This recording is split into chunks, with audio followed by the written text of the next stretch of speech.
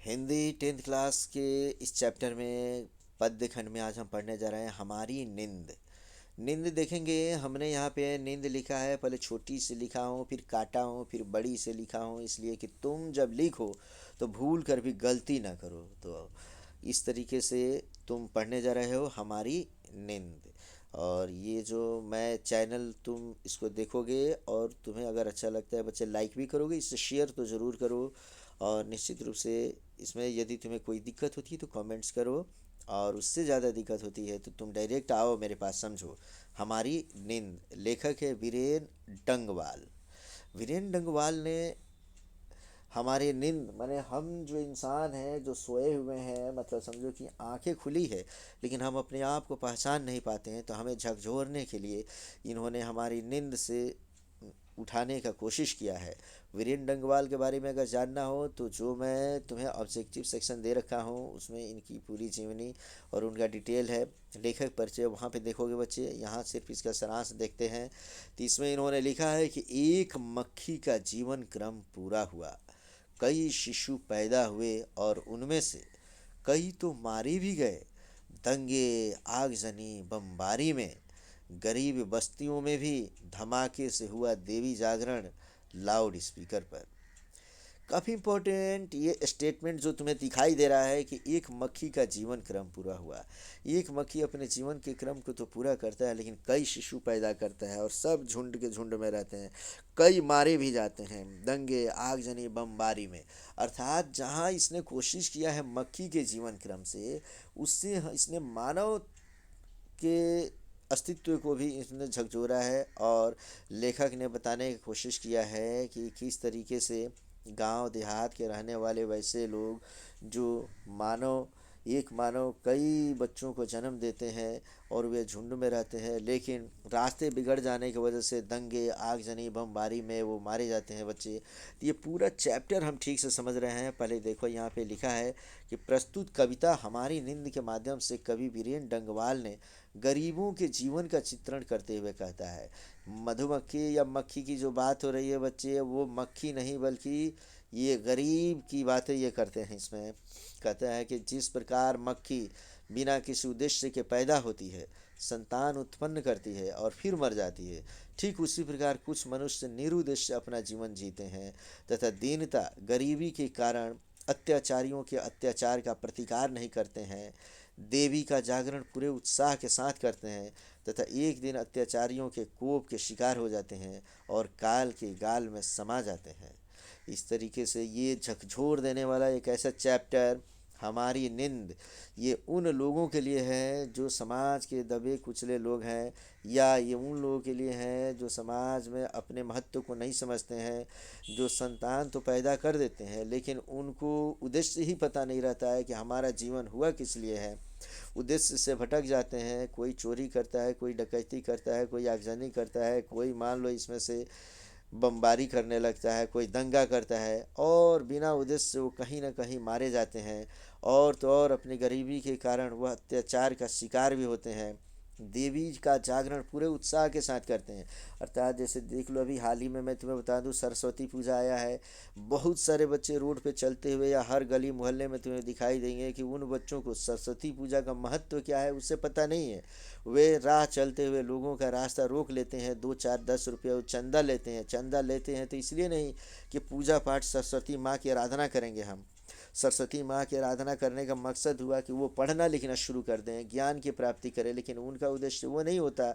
निरुद्देश्य, बिना उद्देश्य के वो ऑर्केस्ट्रा करते हैं, बाजा करते हैं, नाचते हैं, गाते हैं और उसी को अपना पूजा पाठ समझते हैं। तो इस तरीके से उन लोगों को झकझोरते हुए ये कवि वीरेन डंगवाल की ये जो रचना है, अगर तुम्हारे अंदर थोड़ी सी भी अगर अक्ल है बच्चे तो इससे सीख लोगे। और सीख लेने के बाद से ऐसी चीज़ों का बहिष्कार करोगे जो तुम्हें सच्ची की राह से हटाता है, तुम्हें ज्ञान के मार्ग से हटाता है, तुम्हें किसी धर्म या आस्था पे इतना जोर दे देता है कि तुम अपने सच्चे मार्ग से भटक कर और मंदिर मस्जिद का लोटा पकड़ लेते हो या उसका थाम लेते हो और अपने ज्ञान की प्राप्ति नहीं करते हो, दूसरे के उकसावे में आकर कहीं भी जाकर दंगा फसाद आगजनी करते हो, तो उन बच्चों के लिए बहुत बड़ी सीख है। इसलिए इसे पढ़ेंगे हम लोग। कहता है कवि, कभी कहता है कुछ गरीब भीरू, माने डरपोक किस्म के लोगों को भीरू कहा जाता है। कि कभी कहता है कुछ गरीब भीरू माने डरपोक होते हैं जो गरीब या अमीर होना ईश्वर की कृपा मानते हैं। काफ़ी इंपॉर्टेंट, कुछ ऐसे डरपोक किस्म के गरीब होते हैं जो ये मानते हैं कि ईश्वर ने, भगवान ने हमारे किस्मत में यही लिखा है। कोई किसी के किस्मत में भगवान कभी गलत नहीं होता बच्चे। वो जब तुम्हें भेज देते हैं संसार में तो तुम्हारे हाथ में एक कर्म की रेखा बनाकर भेजते हैं कि जैसे जैसे कर्म करते जाओगे तुम्हारी गरीबी दूर होती चली जाएगी।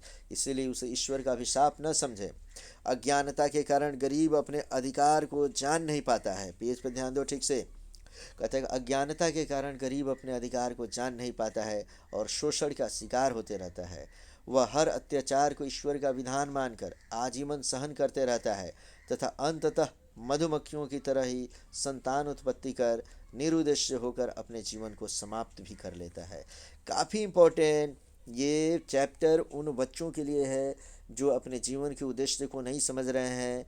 आज के राजनेताओं के बहकावे में आकर वे समझ लो कि मंदिर का, मस्जिद का, गुरुद्वारे का घंटा पकड़ ले रहे हैं या वहाँ का समझो लोटा पकड़ ले रहे हैं या उसका ध्वज पकड़ कर उसके पीछे पीछे भागते हैं।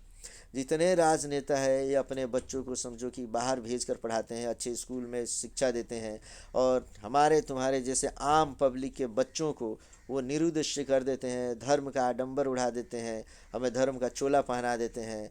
राम श्याम घनश्याम अल्लाह और समझ लो कि तुम्हें ईसा मसीह के नाम पे एक दूसरे को लड़ाते हैं, भिड़ाते हैं और हमें उद्देश्यहीन बना देते हैं बच्चों, और अपने बच्चों को अच्छी शिक्षा देते हैं, उनको अच्छे जगह पे ले जाते हैं और हमें मंदिर और मस्जिद में लड़ाए रहते हैं बच्चे। तो इसी सब का बहिष्कार करने के लिए और हमारे अधिकार को बताने के लिए, हमको समझाने के लिए इस चैप्टर के माध्यम से इसमें से जो लेखक है वीरेन डंगवाल, वह हमको झकझोरने की कोशिश की है बच्चे। इसलिए इसको खूब ठीक से समझो और समझ लो कि अपने जीवन में ईश्वर का विधान मानकर आजीवन सहन करते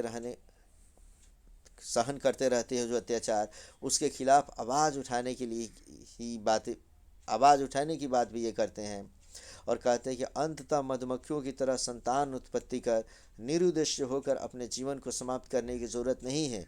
अपने जीवन में एक उद्देश्य बनाओ कि तुम्हारा जन्म इस संसार में हुआ है बच्चे, तो कुत्ते और सियार बिल्लियों की तरह और कीड़े मकोड़े की तरह रंग रेंग कर जीने के लिए नहीं हुआ है, इस दुनिया पे शासन करने के लिए हुआ है बच्चे। तुम्हें आईएएस बनने के लिए, कलेक्टर बनने के लिए, तुम्हें ऑफिसर बनने के लिए तुम इस संसार में पैदा हुए हो।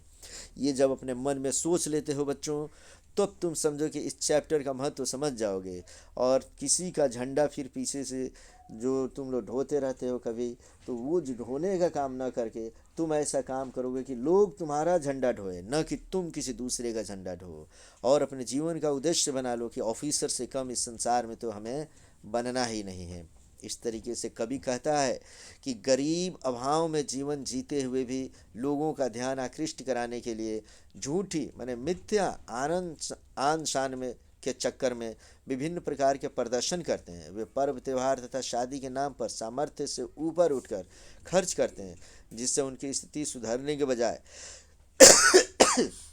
बिगड़ती चली जाती है। काफ़ी इंपॉर्टेंट, तुम अपने आसपास के क्षेत्रों में देखे होगे बच्चे, अपने घर में भी देखना, इज्जत और प्रतिष्ठा के नाम पे अगर हमारे घर में 1 लाख रुपया है तो बाबूजी लाखों रुपया दूसरी तरफ से कर्ज ले लेते हैं। कर्ज लेने के बाद से अपनी क्षमता से बढ़कर वो शादी ब्याह पर्व त्यौहार या मरण जीवन में खर्चा करते हैं और इतना खर्च कर देते हैं कि शादी के बाद बोझ से और दब जाते हैं। शादियों में आने वाला व्यक्ति प्रशंसा नहीं, प्रशंसा करेगा फिर कह देगा कि सब कुछ खिलाते हो, बफर सिस्टम खिला दो बच्चे, उसको जाते समय कह देगा कि यहाँ अचार नहीं था। तो इस तरीके से कुछ न कुछ तुम्हारी बदनामी ही करके जाता है।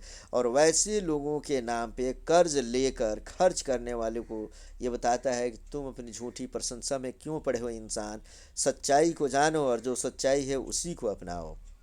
कहता है कि इस प्रकार कवि उनको नींद से जगाने का प्रयास करता है। ऐसे सभी लोग जो छोटे हों या बड़े हों, घर में जो जन्म देकर और अपनी कर्तव्य निष्ठता को भूल जाते हैं। एक बच्चे का फी जमा करना है तो उसके पिताजी उसको 10 दिन 20 दिन नहीं, 1 माह 2 माह 4 माह बाद उसको फी जमा करते हैं। किसी को दिखाना हो, इलाज कराना हो तो उसे सालों भर के बाद दिखाते हैं। ये क्या है? ये मिथ्या चीज़ें किस लिए है बच्चों? ज्ञान पे खर्च करो, ज्ञान पे, स्वास्थ्य पे खर्च करो, और वो पिताजी तुम्हें सब कुछ करते हैं तो वो जीवन उद्देश्यपूर्ण होता है बच्चे। सिर्फ जन्म देकर और छोड़ देने से ये तुम्हारे समझ लो कि किसी उद्देश्य की पूर्ति नहीं होती है। ऐसे लोगों को झकझोरने के लिए ही लेखक वीरेन डंगवाल ने बताया है कि हमारी नींद कब खुलेगी। जो चीज़ हमें अपने बच्चों को चाहिए वो दे नहीं पाते हैं, खुद को मिला नहीं, बच्चों को दे नहीं पा रहे हैं, अब बच्चे राह से भटक जाते हैं, फिर वे अपने बच्चों के साथ ऐसा ही अन्याय करते रहेंगे। इसलिए इस चीज़ को समझना है, सिर्फ शिक्षा ही वह दूध है जिसे जिसने पिया है वही दहाड़ा है। एक शेरनी के बच्चे को अगर समझ लो, अगर दहाड़ देना हो तो वह शेरनी का दूध पीता है, लेकिन एक बच्चे को, सामान्य विद्यार्थी को अगर दहाड़ना हो तो शिक्षा का दूध पी लो बच्चे। जिस दिन एजुकेशन का दूध तूने पी लिया, अर्थात जिस दिन तुमने एजुकेशन पा लिया, तुम दहाड़ोगे, तुम बोलोगे और दुनिया सुनेगी। इसलिए दुनिया में दूसरे के पीछे घूमने वाले वे बच्चे जो अपने आप को असहाय समझते हैं या अपने आप को कमज़ोर समझते हैं, इस चैप्टर से उनकी नींद खुल जानी चाहिए बच्चे। कहता है कि इस प्रकार कवि, चैप्टर पे फिर से पेज पे ध्यान दो कि कवि उनको नींद से जगाने का प्रयास करता है कि लोग अशिक्षा को दूर करें तथा वास्तविकता को समझते हुए गरीब अपना जीवन व्यतीत करें। माने जब तक एजुकेशन नहीं पाते हो, तुम्हारी जीवन की शैली बदल नहीं सकती है बच्चे। तुम दुनिया में कुछ अपने आप को अलग कर नहीं सकते हो। तुम हमेशा पिछलग्गू बने रहोगे, किसी दूसरे का झंडा थामे रहोगे, और नौकरों की तरह तुम दूसरे का समझ लो कि हमेशा एक दूसरे की मदद करते रहोगे या सेवा करते रहोगे। तुम्हारा जीवन, फिर तुम्हारे पुत्र का जीवन, उसके पुत्र का जीवन कटते रहेगा। लेकिन जिस दिन तुमने शिक्षा पा लिया बच्चे, तुम अपने अधिकार को जान लोगे, और अधिकार को जानोगे तो फिर समझ लो तुम्हारी कहीं भी रहते हो, चाहे नौकरी मिले या न मिले, तुम एक अच्छे व्यक्तित्व के जीवन जी सकते हो। यहाँ कभी मक्खी को प्रतीकात्मक रूप देते हुए अत्याचारियों के बारे में भी कहता है कि वे जन्म लेते हैं पर जीवन चक्र अपना पूरा नहीं कर पाते हैं। वे बमबारी, गोला बारी आदि के शिकार हो जाते हैं। वे भी मक्खियों की तरह अत्याचारियों का कई झुंड बना तैयार करते हैं, परंतु सब के सब बिना अपने जीवन चक्र पूरा किए ही काल के गाल में समा जाते हैं। इस टॉपिक को ठीक से समझना बच्चे। एक सामान्य गरीब का बच्चा, एक सामान्य परिवार का बच्चा जो जन्म ले लेता है, अगर उसने शिक्षा अच्छी नहीं पाई तो रास्ते से भटक जाते हैं। भले एक व्यक्ति के 5-5 6-6 10-10 बच्चे क्यों ना हो, एक ही बच्चा क्यों ना हो, 2 ही बच्चा क्यों ना हो, अगर वो रास्ते से भटक जाता है तो वो अपना झुंड बनाता है। वो सोचता है कि चलो कहीं चोरी कर देते हैं, डकैती डाल देते हैं, हमारा रातों रात हम लोग बहुत बढ़िया हो जाएंगे, ठीक हो जाएंगे, धोखा दे देते हैं।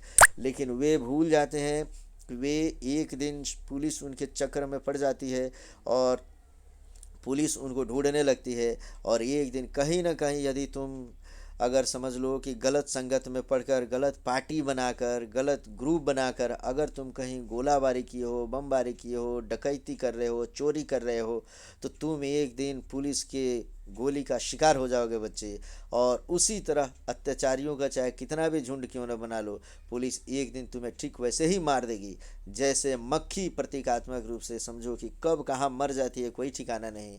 तो सामान्य रूप से गुंडों का कोई जीवन नहीं होता, अत्याचारियों का कोई जीवन नहीं होता, चोरों का कोई जीवन नहीं होता। कब पुलिस की गोली का शिकार हो जाए, कब आम पब्लिक उसे पकड़ ले, कहाँ मार ले, दबोच दे, उसको ख़त्म कर दे, ये कोई नहीं जानता है बच्चों। इसलिए इस चैप्टर को तो समझ लो, अपने लाइफ का सबसे इम्पोर्टेंट चैप्टर समझो। और यह जो लिखा हुआ हमारी नींद कब खुलेगी, अगर इस चैप्टर को पढ़ने के बाद, जानने के बाद भी अगर तुम्हारी नींद नहीं खुली बच्चे, तुम उन मधुमक्खियों की तरह, उन मक्खियों की तरह तुम भी शिशु पैदा करते हो और तुम्हारी भी मौत होगी, उस बच्चों की भी मौत होगी बच्चे। इसलिए इस चैप्टर को ठीक से समझो और अपने अस्तित्व को समझो और सिर्फ शिक्षा पे ध्यान दो। तुम्हारा बोर्ड का एग्ज़ाम भी अभी आया है, एक बार अगर पेपर अच्छा हो गया तो तुम जीवन में बहुत अच्छा करने वाले हो बच्चे। इसी तरीके से मार्क्स अच्छे लाओ, खूब मन से पढ़ो, और जितने इस प्रकार के आडंबर है, पूजा पाठ के नाम पे, चंदा के नाम पे आडंबर करके कहीं खेत खलिहानों में, गाँव में, अलग अलग जगह पे जो सरस्वती पूजा के नाम पे बच्चे जो डीजे करते हैं, ऑर्केस्ट्रा करते हैं, वहाँ नाच लेते हैं, और नाचने के बाद से वही सोचते हैं कि यही जीवन है, यही पूजा है। उससे दूर हो जाना है बच्चे। अगर तुम्हारे अंदर थोड़ा सा भी अगर समझ लो कि मानवता बची हुई है, और तुम अगर सोच रहे हो, इस चैप्टर को समझ लिए हो, तो कम से कम अभी से इस चैप्टर को सुनते ही तुम अपने आप को दूर करोगे। माँ सरस्वती की पूजा करना है, उनकी आराधना करना है तो करो। एक उनकी पूजा के लिए बहुत बड़े मूर्ति की ज़रूरत नहीं है, गाजा बाजा की ज़रूरत नहीं है। एक उनकी छोटी सी कोई प्रतिमा हो, या तुम्हारे पास कागज़ पर भी माँ सरस्वती अगर हो तो उनको कहीं चिपका दो, वहाँ अगरबत्ती जला लो, दिन रात पढ़ो। जो पढ़ोगे वही तुम्हारी शिक्षा होगी, वही तुम्हारे जीवन में काम आएगा। ऑर्केस्ट्रा करके, नाच करके, कहीं नाच कर कूद कर, झगड़ा झंझट करके, और तुम अगर ये मना लेते हो सरस्वती पूजा या कोई भी पूजा, तो समझ लो वो सार्थक नहीं है बच्चे, वो तुम्हें जीवन में कभी काम नहीं आएगा। और इसलिए हमारी नींद के चैप्टर से वीरेंद्र डंगवाल ने जो बताया है, तो नींद से जगो, और जगने के बाद से अपने जीवन चक्र को इस तरीके से मक्खियों की तरह न पूरा करके एक उद्देश्यपूर्ण जीवन जीना शुरू करो बच्चे। और विवेकानंद की बातें वो याद रखो, जिसमें उन्होंने कहा है कि उठो, जगो, नींद से जगो, उठो, और तब तक मत रुको जब तक तुम्हें सफलता न मिल जाए। इसलिए मेरे प्यारे बच्चों, तुम लोग बोर्ड का जो एग्ज़ाम की तैयारी कर रहे हो, उसमें इस चैप्टर से सीख लो, और पूरी ताकत लगा दो, अपनी शक्ति लगा दो, और उसमें बेहतर से बेहतर करके दिखाओ बच्चों। कोई दिक्कत होता है तो फिर ये लोगो तुम्हारे पास है, इसे तुम देखो, समझो और पढ़ो। कोई दिक्कत होता है तो फिर आकर मिलो।